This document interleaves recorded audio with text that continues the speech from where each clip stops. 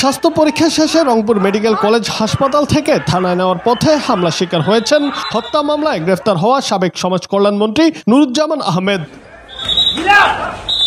এ সময় তার উপর ডিম নিক্ষেপের ঘটনাও ঘটে। গতরাতে রমেক হাসপাতালের জরুরি বিভাগের সামনে এই ঘটনা ঘটেছে।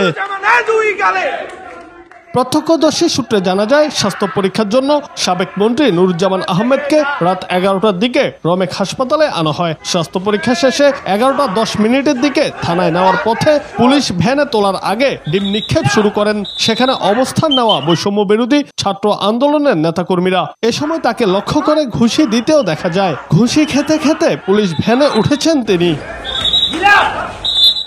এর আগে রাত 9টার দিকে নগরীর সেন্ট্রাল রোডের পোস্ট অফিস গলির তার ভাগ্নের বাসা থেকে তাকে গ্রেফতার করা হয়। বৈষম্য বিরোধী ছাত্র আন্দোলনে নিহত মাহমুদুল হাসান মুন্না হত্যা মামলায় তাকে গ্রেফতার দেখানো হয়েছে। জুনায়েদ আহমেদ, বাংলা টিভি।